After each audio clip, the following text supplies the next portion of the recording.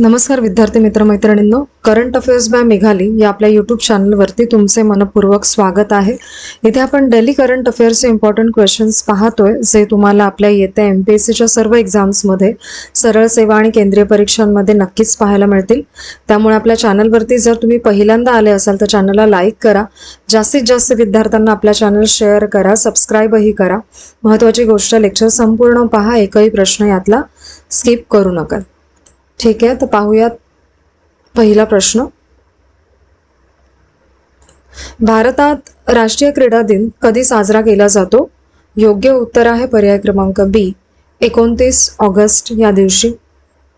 महत्त्वाचे पॉइंट्स पहा प्रश्नाचे. 29 ऑगस्टला राष्ट्रीय क्रीडा दिन असतो. राष्ट्रीय क्रीडा दिन हा प्रसिद्ध हॉकीपटू मेजर ध्यानचंद यांच्या जयंतीनिमित्त साजरा केला जातो.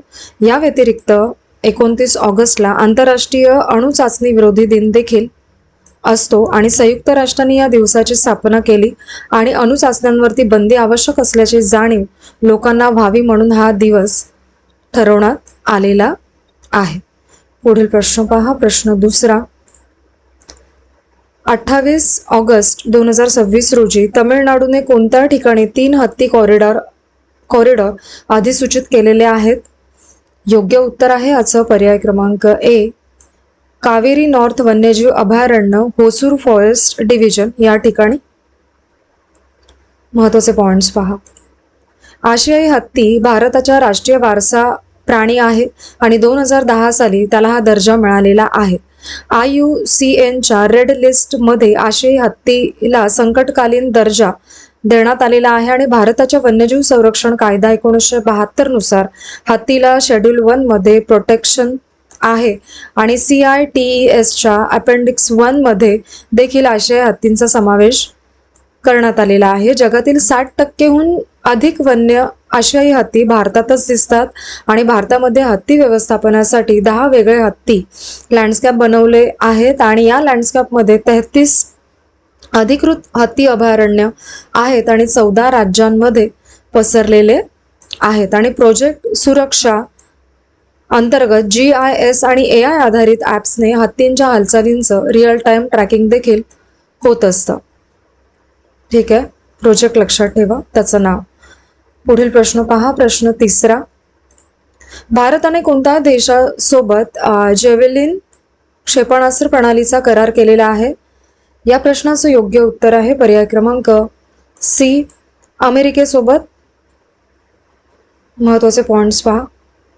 28 ऑगस्ट 2026 रोजी भारताने अमेरिकेसोबत जेव्हेलिन रणगाडा विरोधी क्षेपणास्त्र प्रणाली खरेदी करण्यासाठी ऑफर लीटवरती स्वाक्षरी केलेली आहे आणि हा करार थेट भारत अमेरिके दरम्यान झाला आणि जेव्हेलिन FGM-148 ही मानवी वाहून नेता येणारी मध्यम पल्ल्याची रणगाडा विरोधी क्षेपणास्त्र प्रणाली आहे. दुसरा पॉइंट लक्षात ठेवा. आणि जेव्हेलिन क्षेपणास्त्र फायर अँड फॉरगेट तंत्रज्ञान आहे, म्हणजेच लक्ष्य साधल्यानंतर ते क्षेपणास्त्र आपोआप लक्ष्यावरती अचूकपणे पोहोचते. ठीक आहे, पुढील प्रश्न पहा, प्रश्न चौथा. नवी मुंबई आंतरराष्ट्रीय विमानतळावरती प्रथमच कोणते मालवाहतूक विमान उतरले आहे? असा प्रश्न. योग्य उत्तर आहे याचं पर्याय क्रमांक सी, बोईंग 747-400F असं नाव आहे त्या विमानाचे. महत्त्वाचे पॉइंट्स पहा. नवी मुंबई आंतरराष्ट्रीय विमानतळावरती प्रथमच बोईंग 747-400F मालवाहतूक विमान उतरले. हे जे विमान आहे ते नॅशनल एअरलाइन्स या कंपनीचे होते आणि बोईंग 747-400F ला क्वीन ऑफ स्कीज असं देखील म्हणतात, हे लक्षात ठेवा. आणि विमानाचं थाटा स्वागत वॉटर कॅनन सलामीने करण्यात आलं.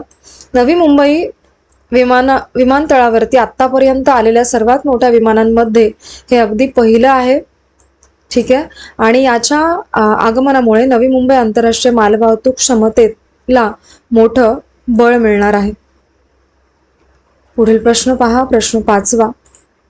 सोनल दिनुशाने कोणाचा विक्रम मोडलाय नुकताच? योग्य उत्तर आहे याचं पर्याय क्रमांक बी, जो रूट यांचा. महत्त्वाचे पॉइंट्स पहा. श्रीलंकेच्या सोनल दिनुशाने भारताविरुद्धच्या कसोटी मालिकेमध्ये स्वीप फटक्यांनी 176 धावा करून नवा विक्रम केलेला आहे. याआधी हा विक्रम इंग्लंडच्या जो रूटच्या नावावरती होता आणि रूटने 2021 मध्ये श्रीलंकेविरुद्ध 168 धावा काढल्या होत्या आणि दिनुशाने 2 कसोटी सामन्यांमध्ये 121 स्वीप फटके खेळले आणि हेही एक नवी विक्रम त्यामुळे ठरलेला आहे त्याचा. आणि दुसऱ्या कसोटीच्या दुसऱ्या डावामध्ये दिनुशाने 133 धावांवरती नाबाद तो राहिला होता आणि 2 कसोटी सामन्यांच्या मालिकेमध्ये क्रमांक 6 किंवा त्याखाली फलंदाजी करत 3 शतके करणारा दिनुशा हा पहिलाच खेळाडू त्यामुळे ठरतो.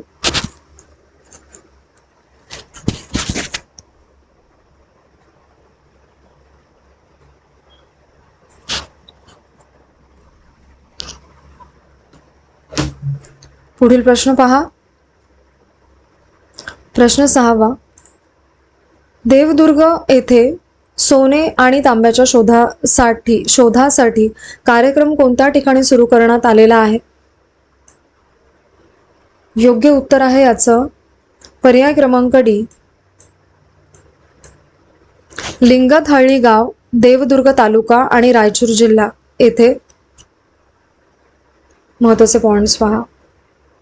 तेलंगणाने देवदुर्ग, रायचूर, कर्नाटक इथे सोने आणि तांब्याच्या खनिजांचा शोध सुरू केलेला आहे आणि हा कार्यक्रम जो आहे तो 27 ऑगस्ट 2026 रोजी लिंगथळ्ळी गावामध्ये सुरू झालाय आणि हे जे प्रकल्प आहे याचं क्षेत्रफळ जवळजवळ 199.13 चौरस किलोमीटर इतकं आहे. ठीक आहे. आणि सिंगनेरी कोलियरीज कंपनी लिमिटेड पहिल्यांदाच महत्त्वपूर्ण आणि धोरणात्मक खनिज क्षेत्रामध्ये उतरलेली आहे. संबंधित कंपनीचं नाव लक्षात ठेवा. आणि देवदुर्ग खनिज ब्लॉकचे वाटप केंद्र सरकारने लिलावातून केलेला आहे आणि शोधासाठीचा करार जो आहे तो 6 ऑगस्ट 2026 रोजी बेंगळुरू येथे झाला आहे. पुढील प्रश्न पहा. प्रश्न 7वा. तैवानच्या विधानसभेने ड्रोन उद्योगाच्या विकासासाठी किती रकमेचा 6 वर्षांचा अर्थसंकल्प मंजूर केलेला आहे? तर या प्रश्नाचे योग्य उत्तर आहे पर्याय क्रमांक सी, 240 अब्ज न्यू तैवान डॉलर इतका. महत्त्वाचे पॉइंट्स पहा. तैवानने ड्रोन उद्योगासाठी सुमारे 6 वर्षांसाठी NT 240 अब्ज डॉलर म्हणजे US 7.6 अब्ज डॉलर इतका मोठा अर्थसंकल्प मंजूर केलेला आहे. हा जो कायदा आहे ते तैवानच्या विधानसभेमध्ये 27 ऑगस्ट 2026 रोजी मंजूर झाला. या कायद्याचं नाव आहे national defence autonomy and unmanned vehicle industry development act असं त्याचं नाव आहे. आणि तैवानची संसद म्हणजेच लेजिस्लेटिव्ह युआन 113 सदस्यांची एककक्षीय सभा आहे. हा पॉइंट लक्षात ठेवा. आणि दरवर्षी एलिमिनेटेड NT 40 अब्ज डॉलर इतके या योजनांसाठी वापरता येईल आणि प्रत्येक वर्षी निधींचं स्वतंत्र पुनरावलोकन देखील होणार आहे यामध्ये. पुढील प्रश्न पहा. प्रश्न 8वा. महिला T20 आशियाई करंडक 2026 स्पर्धा कोणत्या ठिकाणी आयोजित करण्यात आलेली आहे? या प्रश्नाचं योग्य उत्तर आहे पर्याय क्रमांक बी, दुबई येथे. महत्त्वाचे पॉइंट्स पहा. महिला T20 आशिया करंडक 2026 ही क्रिकेट स्पर्धा 28 ऑगस्ट रोजी सुरू झालेली आहे. ही जी स्पर्धा आहे ती दुबई, संयुक्त अरब अमिराती येथे आयोजित करण्यात आली आहे. आणि महिला T20 आशिया करंडक 2026 स्पर्धेचा कालावधी जो आहे तो 28 ऑगस्ट 2026 ते 13 सप्टेंबर 2026 असा असणार आहे. आणि स्पर्धेतील सर्व 15 सामने दुबई आंतरराष्ट्रीय क्रिकेट स्टेडियमवरती खेळवले जात आहेत. आणि या स्पर्धेमध्ये एकूण 8 संघ सहभागी झालेले आहेत. गट अ मध्ये भारत, पाकिस्तान, थायलंड, हाँगकाँग हे संघ आहेत. तर गट ब मध्ये श्रीलंका, बांगलादेश, UAE आणि इंडोनेशिया या संघांचा समावेश आहे. भारतीय महिला संघाचं नेतृत्व हरमनप्रीत कौर करत आहे, हे लक्षात घ्या. आणि हे 2 मुद्दे. पुढील प्रश्न पहा. प्रश्न 9वा. परिवर्तन योजनेचा मुख्य उद्देश काय आहे? याचं योग्य उत्तर आहे पर्याय क्रमांक बी, स्वच्छ वाहतुकीकडे संक्रमण वेगाने घडवून आणणे असा. महत्त्वाचे पॉइंट्स पहा. परिवर्तन योजनेचा उद्देश म्हणजे स्वच्छ वाहतुकीकडे संक्रमण वेगाने घडवून आणणे हा आहे.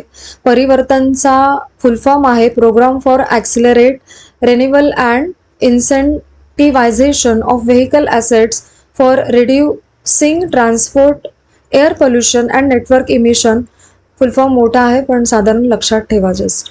आणि ही जी योजना आहे ती 14 जुलै 2026 रोजी सुरू करण्यात आलेली आहे. आणि योजनेच्या एका महिन्यातच 1500 लाभार्थ्यांनी यामध्ये नोंद केली. आणि योजनेला केंद्रीय मंत्रिमंडळाने जून 2026 मध्ये मंजुरी दिलेली आहे. योजनेअंतर्गत 2 लाखांहून अधिक BS4 ट्रक आणि बस बदलण्याचं उद्दिष्ट आहे. आणि BS4 वाहनांच्या जागी BS6 किंवा इलेक्ट्रॉनिक वाहने आणली जाणार आहेत या अंतर्गत. ठीक आहे. पुढील प्रश्न पहा. प्रश्न 10वा. भारताचे पहिले समर्पित क्वांटम आणि AI युनिव्हर्सिटी कॅम्पस कोणत्या ठिकाणी मंजूर करण्यात आले आहे? या प्रश्नाचं योग्य उत्तर आहे पर्याय क्रमांक सी, अमरावती येथे. महत्त्वाचे पॉइंट्स पहा. आंध्र प्रदेशने भारताचे पहिले समर्पित क्वांटम आणि AI युनिव्हर्सिटी कॅम्पस अमरावती येथे मंजूर केले. 27 ऑगस्ट 2026 रोजी त्याला मंजुरी मिळालेली आहे. आणि या कॅम्पसचा विषय NIELIT या संस्थेमार्फत केला जाणार आहे विकास. आणि हे इलेक्ट्रॉनिक्स आणि माहिती तंत्रज्ञान मंत्रालयाच्या अंतर्गत कार्य करते. या प्रकल्पाचा अंदाजित खर्च जो आहे तो 730.70 कोटी इतका आहे. आणि हा प्रकल्प 5 वर्षांमध्ये विकसित केला जाणार आहे. या कॅम्पसमध्ये क्वांटम कम्प्युटिंग हा मुख्य विषय असणार आहे. आणि कॅम्पसमध्ये आर्टिफिशियल इंटेलिजन्स विषयाचाही समावेश असेल. पुढील प्रश्न पहा. प्रश्न 11वा.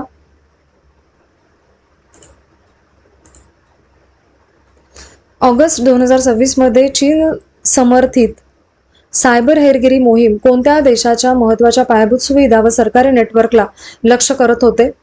असा प्रश्न. योग्य उत्तर आहे पर्याय क्रमांक बी, अमेरिकेच्या. महत्त्वाचे पॉइंट्स पहा. ऑगस्ट 2026 मध्ये अमेरिकेने चीन समर्थित सायबर हेरगिरी मोहिमेविरुद्ध कारवाई केलेली आहे. या सायबर मोहिमेचं लक्ष अमेरिकेच्या महत्त्वाच्या पायाभूत सुविधा आणि सरकारी नेटवर्क हे होते. आणि मोहिमेशी संबंधित हॅकिंग गटाचं नाव होतं QTFY. आणि QTFY हा चीन समर्थित सायबर हेरगिरी गट म्हणून अमेरिकेच्या अधिकाऱ्यांनी ओळखलेला आहे. आणि QTFY संबंधित गटाचा संबंध नॅनजिंग शिंजुआई नेटवर्क टेक्नॉलॉजी कंपनीशी जोडला गेलेला आहे. आणि नॅनजिंग शिंजुआई कंपनी ही चीनच्या मिनिस्ट्री ऑफ स्टेट सिक्युरिटी आणि पीपल्स लिबरेशन आर्मी साठी सेवा पुरवते. हा पॉइंट लक्षात घ्या. आणि अमेरिकी सरकारने QScan आणि QT राउटर या 2 हॅकिंग प्लॅटफॉर्मची इंटरनेट डोमेन जप्त केलेली आहेत या अंतर्गत. ठीक आहे. पुढील प्रश्न पहा. प्रश्न 12वा आणि आजचा आपला शेवटचा प्रश्न. 21 ऑगस्ट 2026 रोजी संपलेल्या आठवड्यामध्ये भारताचा परकीय चलन साठा किती झालेला आहे? असा प्रश्न. योग्य उत्तर आहे याचं पर्याय क्रमांक डी, $729.3 अब्ज इतका. महत्त्वाचे पॉइंट्स पहा. 21 ऑगस्ट 2026 रोजी संपलेल्या आठवड्यामध्ये भारताचा परकीय चलन साठा जो आहे तो विक्रमी $729.3 अब्ज इतका झालेला आहे. आणि भारताच्या परकीय चलन साठ्यामध्ये आठवड्यामध्ये 12.4 अब्ज डॉलरने वाढ झाली आहे. आणि परकीय चलन साठ्याचा सर्वात मोठा घटक परकीय चलन मालमत्ता आहे. ठीक आहे, हे लक्षात घ्या. आणि परकीय चलन मालमत्ता 9.4 अब्ज डॉलरने वाढून $591.3 अब्ज इतकी झाली आहे. आणि सोन्याच्या साठ्यामध्ये 2.8 अब्ज डॉलरची वाढ झालेली आहे. विशेष आहरण हक्क म्हणजे SDR मध्ये 112 दशलक्ष डॉलर इतकी वाढ झाली आहे. आणि आंतरराष्ट्रीय नाणेनिधी IMF मधील भारतीय राखीव स्थिती 26 दशलक्ष डॉलर इतकी त्याची वाढ झालेली आहे. ठीक आहे, तर आजचे आपले 29 ऑगस्ट 2026चे डेली करंट अफेअर्स पाहून झालेले आहेत. आजचे लेक्चर तुम्ही शेवटपर्यंत पाहिलेच असेल, त्याबद्दल थँक्यू सो मच.